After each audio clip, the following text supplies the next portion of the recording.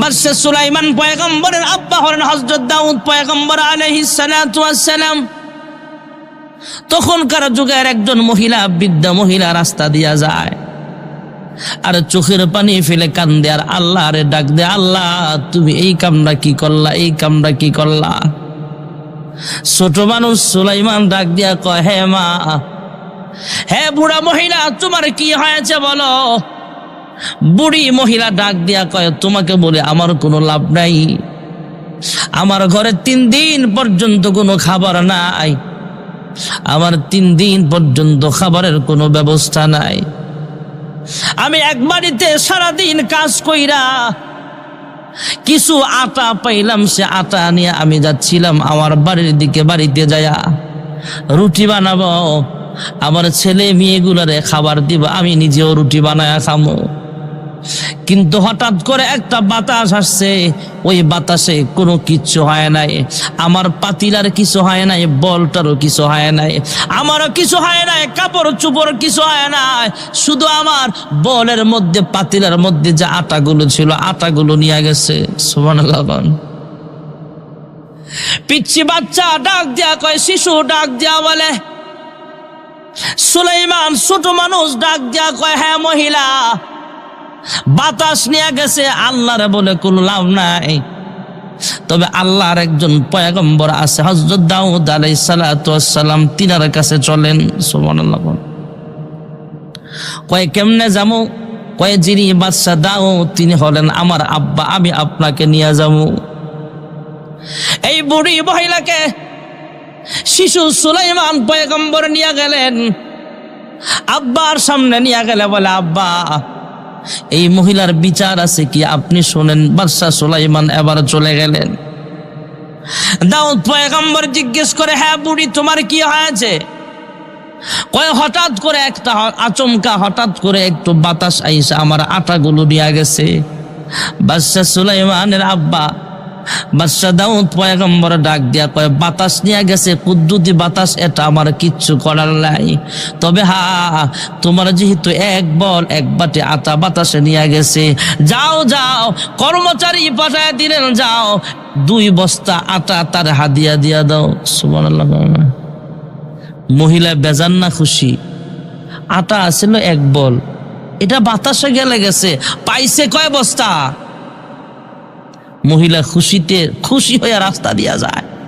2 জন কামলাও দিয়ে দিছে, এই বস্তা কাঁদে নাও, মহিলার বাড়ি পর্যন্ত দিয়ে আইবা। রাস্তায় দেখায় যেই সুলাইমান নিয়ে আসছে, ওই শিশু সুলাইমান জিগায়, এ মা কি হয়েছে আপনার? কয় তোমারে অসংখ্য ধন্যবাদ, বেরি থ্যাঙ্কস, গেছে 1 বল আটা, আর তোমার পরামর্শে তোমার আব্বার কাছে যাইয়া পাইছি 2 বস্তা আটা। সুবহানাল্লাহ। কোন শিশু সুলাইমান ডাক দিয়া কয়, 2 বস্তায় হবে না, এটা কোনো বিচার হইল?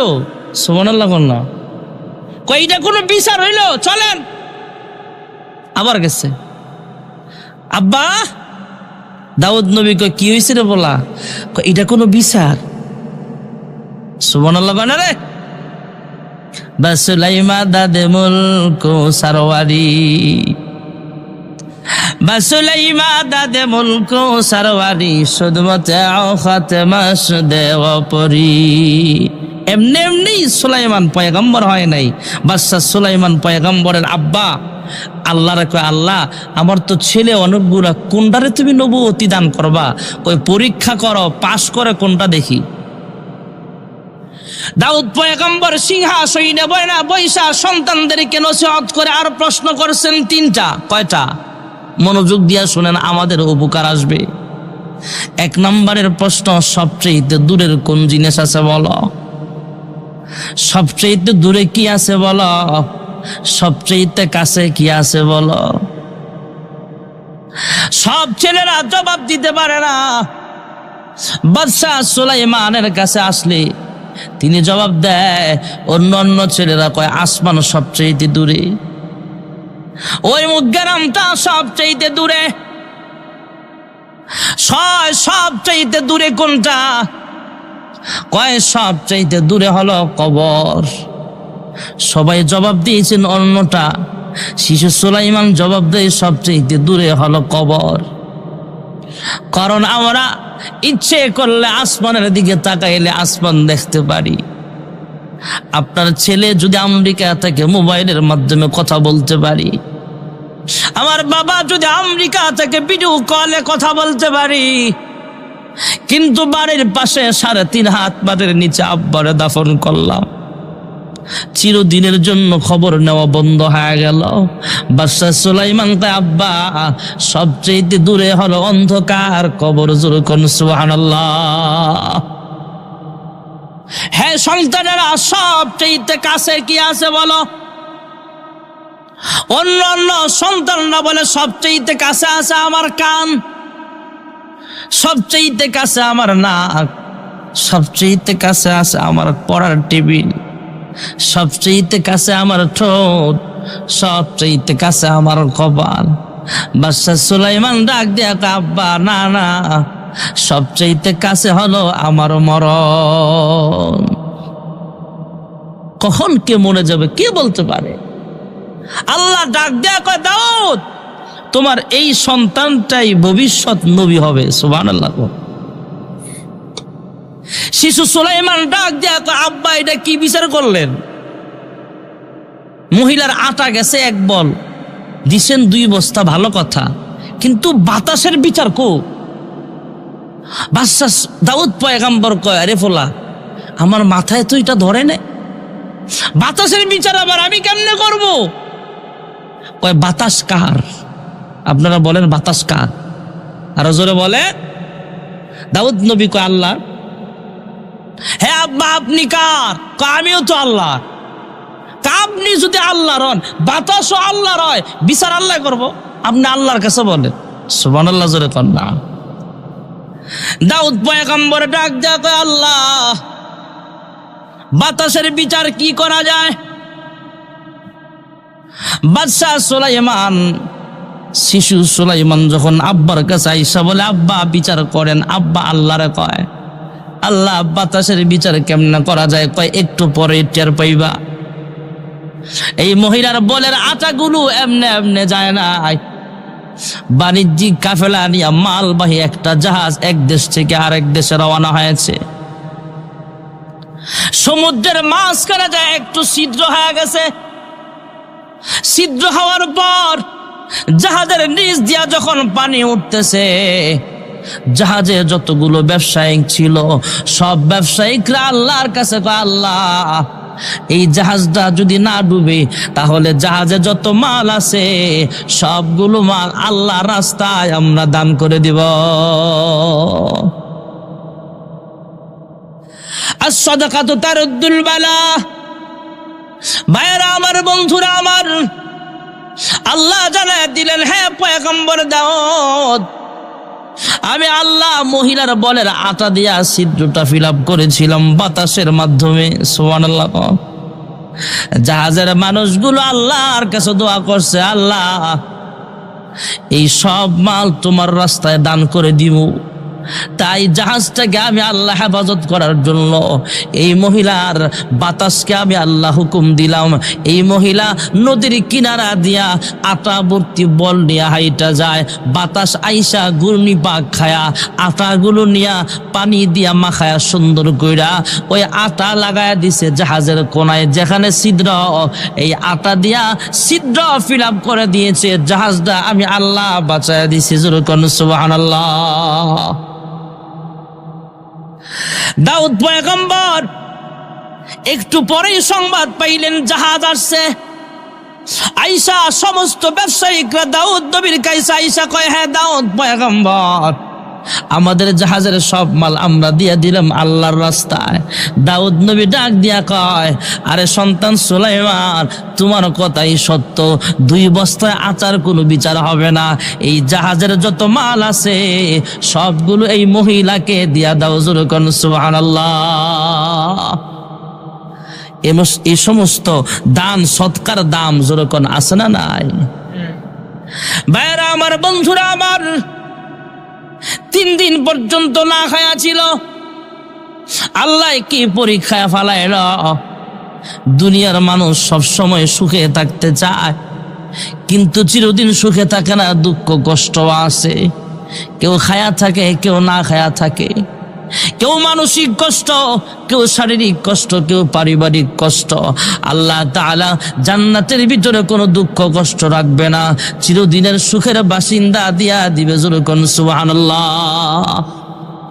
4 নম্বরের কমন চাহিদা হলো দুনিয়ার মানুষ সবাই সুস্থ থাকতে চায়, কিন্তু রোগ বালা মুসিবত জোরে কোন আসে না নাই?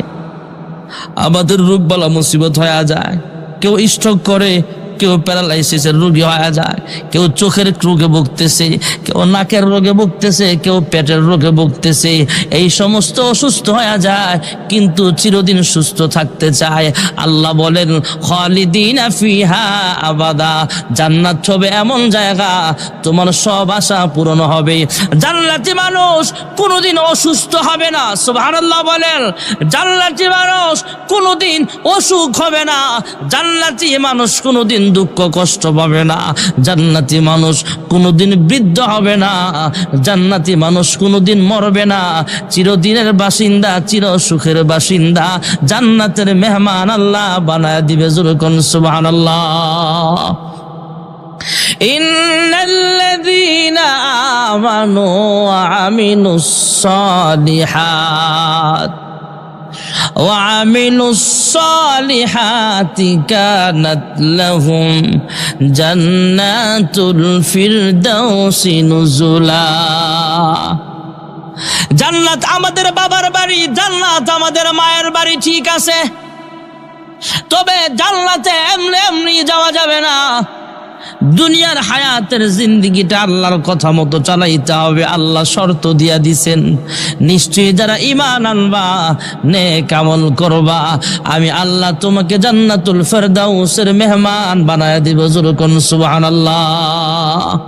আল্লাহ কালো আর সুন্দর চেহারা দেখা জান্নাত দিবে না, আল্লাহ দেখবে অন্তর। যার অন্তরটা সুন্দর তারে আল্লাহ সুন্দর জান্নাতের মেহমান বানায় দিবে। জোরে কোন সুবহানাল্লাহ। মানুষ কালো হলেও সুন্দর। আমরা মানুষ আমাদেরকে চিনি না। আমি আপনি যে কত দামি এটা আমি আপনি বুঝি না, তো তাই তো নামাজ না পড়া এদিকে আমরা মানুষ আমাদের দাম বুঝি না। ভাইয়েরা আমার, মানুষ কালো হলেও সুন্দর, আল্লাহ সুন্দর আর কালো দেখা জান্নাত দিবে না। পৃথিবীতে অনেক কালো মানুষ, জান্নাতি মানুষ। মক্কা যারা গেছেন, মদিনা যারা গেছেন, অবশ্যই দেখেছেন কালো কালো মানুষগুলা। আমি মদিনার মসজিদে দেখলাম লম্বা লম্বা মানুষ আমাদেরকে ধাক্কায় ধুক্কায় সামনে চলে যায়। পুলিশরাও কোনো কথাবার্তা বলে না। জিজ্ঞেস করলাম, কিরে ভাই মদিনার পুলিশ, এই কালো কালো লম্বা লম্বা মানুষগুলো এইভাবে চলে যায়, আপনারা কেন কিছু বলেন না? পুলিশকে জিজ্ঞেস করলে জবাব দিবে, হাজী সাহেব আপনি কি জানেন না এই যে লম্বা লম্বা কালো কালো মানুষগুলো দেখছেন, এই কালো মানুষগুলো হলো হযরতে বেলালের দেশের মানুষ। যেই বেলাল আজান দিলে আরশ আজিম পর্যন্ত শোনা যাইত।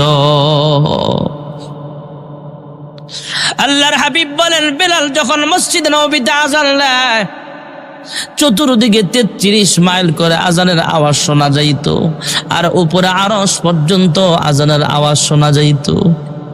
আল্লাহর হাবিব বলেন, এই বিলাল হাসরের মাঠে জান্নাতি সাওয়ারির উপরে উঠে আজান দিয়া দিবি। এই দুনিয়াতে 33 মাইল শোনা যায়, আর হাসরের মাঠে বিলালের আজানের আওয়াজ পুরা হাসরবাসীদের কানে আল্লাহ তাআলা পৌঁছায়া দিবি। তাহলে কালো মানুষেরও দাম আছে না নাই? কালো হলো মন খারাপ করবেন না। যার মনটা ভালো সে মানুষটা হলো ভালো। আর আমরা যারা দেখতে সুন্দর, অহংকারী করার কিছু নাই। আমার দিলটা যদি খারাপ হয়, এই সুন্দর চেহারা নিয়ে জান্নাতে যাওয়া যাবে না। আয়নার সামনে যখন নিজের চেহারাটা দেখবেন সুন্দর দেখা যায়। এই জন্যই আয়নার সামনে যখন চেহারা দেখবেন তখন আল্লাহর কাছে দোয়া করা, আল্লাহুম্মা হাসসানতা খালকি ফাহাসসিন খুলুকি। হে পরওয়ারদিগার আলম, আমার চেহারাটা যেমন সুন্দর বানাইছ, আমার অন্তরটাও আপনি সুন্দর বানায়া দেন। কারণ চেহারা সুন্দর দেখেই তো আপনি জান্নাত দিবেন না, অন্তরটাও সুন্দর হওয়া লাগবে। আয় আল্লাহ, আমার চেহারাটা যেমন সুন্দর, আমার অন্তরটাও সুন্দর বানায় দাও, জোরে কোন আমিন। এই জন্য কালো আর সুন্দর দুনিয়াতে আসে না নাই, কিন্তু পরকালে আল্লাহ সব মানুষকে সুন্দর বানায় দিবে। দুনিয়ার মানুষ কেউ লম্বা কেউ খাটো, জান্নাতি মানুষ একটাও খাটো হবে না। সবগুলো মানুষ, পুরুষগুলো আদম নবীর মতো লম্বা হয়ে যাবে, আর মহিলাগুলো হাওয়া আলাইহিস সালামের মতো লম্বা হবে। জোরে কোন সুবহানাল্লাহ। সময় সংক্ষেপ ভাইয়েরা আমার, দুনিয়াতে কিছু চাহিদা আছে আমাদের, একটাও পূরণ হয় না, সবগুলো আল্লাহ জান্নাতে পূরণ করবে। জোরে কোন সুবহানাল্লাহ। এক নম্বরের কমন চাহিদা হলো দুনিয়ার মানুষ বাঁচতে চায় কিন্তু বাঁচতে পারে না, মরণ চলে আসে। জান্নাতি মানুষ কোনোদিন মরবে না, চিরদিনের জন্য আল্লাহ হায়াত লম্বা করে দিবে। ইন্নাল্লাযীনা আমানু ওয়া আমিলুস সালিহাত وعملوا الصالحات كانت لهم جنات الفردوس نزلا خالدين فيها لا يبغون عنها حولا خالدين فيها, জান্নাতে মানুষ মরণ হবে না, লম্বা হায়াত আল্লাহ দিয়ে দিবে। জোরে কোন সুবহানাল্লাহ। ভাইয়েরা আমার, বন্ধুরা আমার, দুনিয়ার মানুষ বাঁচতে চায় কিন্তু বাঁচতে পারে না, মরণ চলে আসে। আর একটা কমন চাহিদা হলো দুনিয়ার মানুষ চির যৌবন চায় কিন্তু যৌবন কাল কিন্তু চিরকাল থাকে না। দুনিয়ার মানুষ বাঁচতে চায় কিন্তু একটা মানুষও বাঁচতে পারে না, মরণ চলে আসে। মরণ আসে না নাই? জোরে কোন আসে না নাই? শেখ সাদি রহমাতুল্লাহ আলাইহি একটা ছোট্ট ওয়াকিয়া লিখেছেন। একজন বৃদ্ধা মহিলা, 100-র উপরে বয়স, ওনার ছেলে মেয়ে নাতি নাতনি অনেকেই তো দেখছে। এখন হঠাৎ করে উনি সংবাদ পাইছে ওনার বংশের, ওনার ছেলে বা মেয়ের নাতি নাতনির মধ্যে পিচ্ছি একটা কোলের শিশু বাচ্চা অসুস্থ। মহিলা সবার লাঠির উপর ভর দিয়া দিয়া সবার সামনে সেই শিশু বাচ্চাটা দেখতে যায়, আল্লাহ আমার হায়াতটা দিয়া দিলাম, এরপরও আমার নাতির ঘরের ফুতিটারে তুমি বাঁচায়া দাও। আমি আপনাদের জিজ্ঞেস করি, মহিলা যে বলছে মন থেকে কইছে? কথা কন না কা? না সবাইরে খুশি করার লেগা? সবাইরে খুশি করার জন্য বলছে। এই মহিলা বইলা ঘরে গেছে, বুড়া মানুষ, মুরব্বী মানুষ, 100-র উপরে বয়স, লাঠির উপর বর দিয়া দিয়া হাঁটে। মাগরিবের নামাজের সময় পুরা ফর্সাও না, পুরা অন্ধকারও না, হালকা হালকা ঝাপসা ঝাপসা অন্ধকার। ওই বাড়ির একটা গরু আছিল, গরু ভাতের মার খাইতে গেছে। তো ভাতের মার যে গরুরে দেন, নতুন ফাতিলাত না পুরান রাত? কথা বলেন, পাতিল কন না হাড়ি কন? হাড়ি, হাড়ি। পুরান হাড়িতে ভাতের মার দেন না ফ্যান কোন আপনারা? ভাতের ফ্যান বা ভাতের মার যেটাই কোন, ভাতের মারের সাথে যদি একটু লবণ মজা পাইয়া ফুরান টুরান ভাঙ্গা সঙ্গা আপনার হাড়ির মধ্যে দিছে, খাইতে যায় দিছে মাথা ঢুকায়া, হাড়ি ছিল ভাঙ্গা, এখন গলার ভিতরে আটকা গেছে। এখন বিপদ কমছে না বাড়ছে? ফাতিলার তলাও কালা, গরুর কালারও কালা, আবার সময়টাও ছিল হালকা অন্ধকার। এই গরু যখন চোখে আর দেখে না, এর চোখ তো বন্ধ, পাতিলা দিয়া ঢাকা, মারছে এক দৌড়, রশি টরি ছুড়ায়া। যেই মহিলা একটু আগে কয়ে এসে আল্লাহ আমার হায়াতটা তারা দিয়া দিও, সেই মহিলার দরজার যায়া কয় হাম্বা। এমনি যখন হাম্বা হইয়া উঠছে, মহিলা কয় কি রে, চোখ নাই, নাক নাই, মুখ নাই, এটা তো গরু না, পুরা কালো দেখা যায়, এটা তো মনে আজরাইল বসছে। মহিলা আবার ভয় পায়া কয়, আজরাইল ভাই, আমি বুড়া হইছি কিন্তু অসুস্থ হই নাই, অসুস্থটা ওই ঘরে আছে। শেখ সাদি রহমাতুল্লাহ আলাইহি বুঝালেন, এই মহিলা একটু আগে দোয়া করছে, আল্লাহ আমার হায়াতটা আমার নাতিনরে দাও, নাতিরে দিয়া দাও। কিন্তু এই মুহূর্তে এমন ভয় পাওয়া গেছে, মহিলা কয় আমি বুড়া হইছি কিন্তু অসুস্থ হই নাই। তার মানে দুনিয়ার মানুষ বাঁচতে চায় কিন্তু বাঁচতে পারে না। দুনিয়ার প্রত্যেকটা নওজোয়ান যুবক যুবতী সবাই চায় আমার চুলগুলো যেন সবগুলো সব সময় কাঁচা থাকে, আমার চামড়া যেন সব সময় টান টান থাকে, স্মার্ট থাকে। এই জন্যই বুড়া মানুষটাও জোয়ান সাজতে চায়।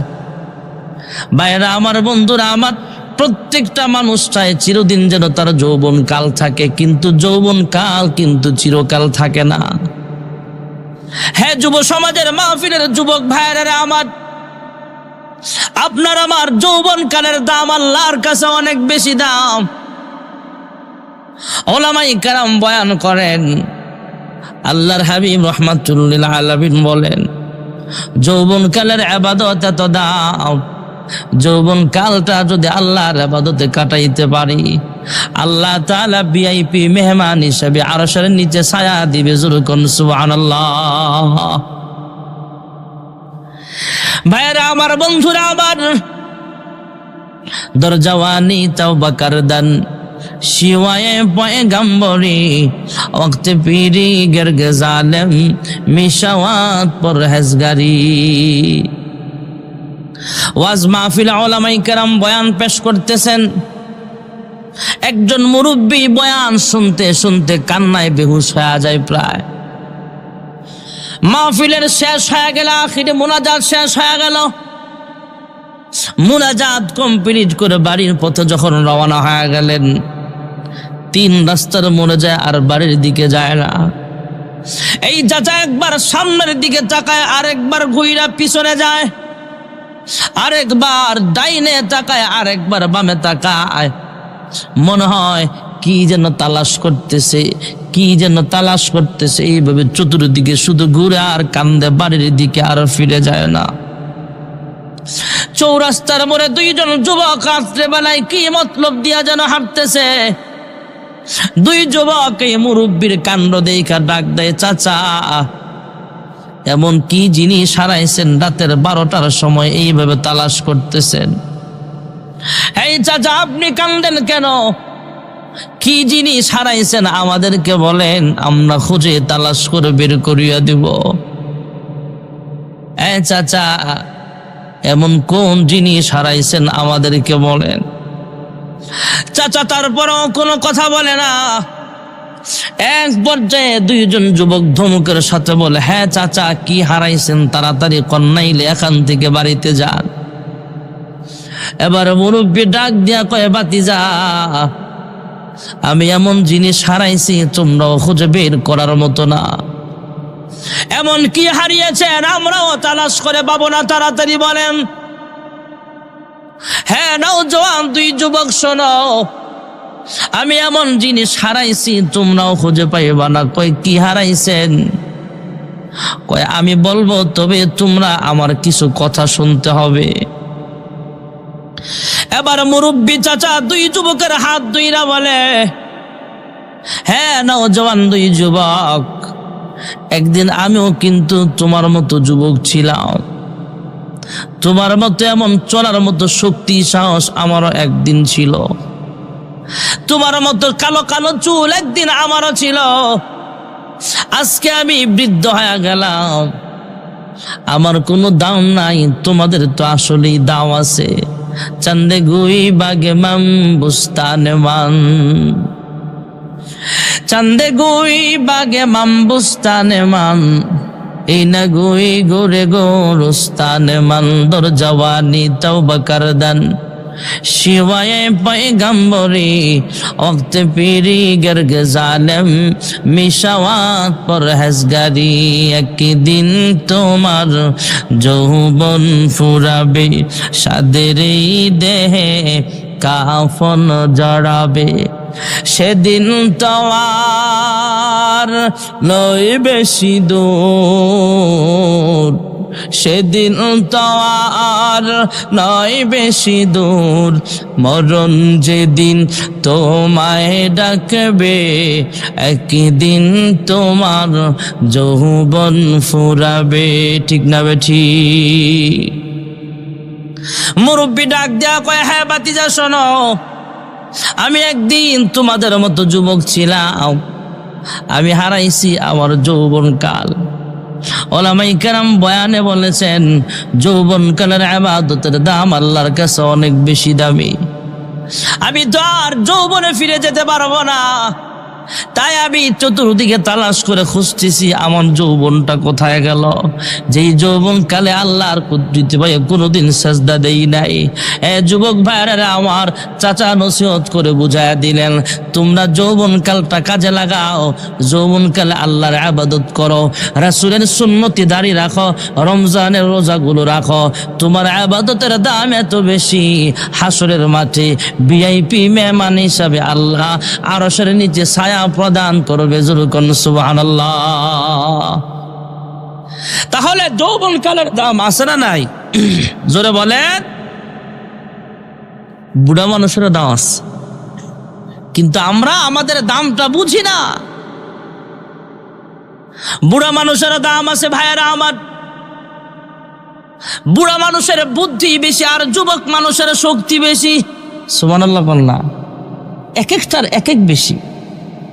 যুবক যে তার শক্তি বেশি, তবে মেধা বুদ্ধি দুনিয়ার বাস্তবতা বেশি দেখেছে মুরব্বীরা, এই জন্য তাদের বুদ্ধি বেশি। ভাইয়েরা আমার, বন্ধুরা আমার, আমরা তো সবাই চাই জোয়ান স্বাস্থ্যে, আমরা সবাই চাই চিরদিন যৌবন কাল আমার থাকুক, কিন্তু থাকা যাবে না, একদিন বৃদ্ধ হয়ে যেতে হবে। এই কমন চাহিদাটা জান্নাতে পূরণ হবে। জান্নাতি মানুষ কোনোদিন যৌবন কাল শেষ হবে না, চিরদিনের জন্য আল্লাহ যৌবন দিয়া দিবে। জোরকন সুবহানাল্লাহ। আরেকটা কমন চাহিদা হলো, দুনিয়ার মানুষ সব সময় শান্তিতে থাকতে চায়, কোনোদিন দুঃখ কষ্ট চায় না, কিন্তু দুনিয়াতেও দুঃখ কষ্ট জোরকন আছে না নাই? দুনিয়াতেও কষ্ট আছে ভাইয়েরা আমার। আমরা তো এখানে বসে বসে সময় কাটাইতেছি, ওয়াজ নসিহত করতেছি, শুনতেছি। এলাকার অনেক মানুষ অবসর সময় কাটাইতেছে, আড্ডা মারতেছে, মাহফিলে আসে না, আসে না নাই?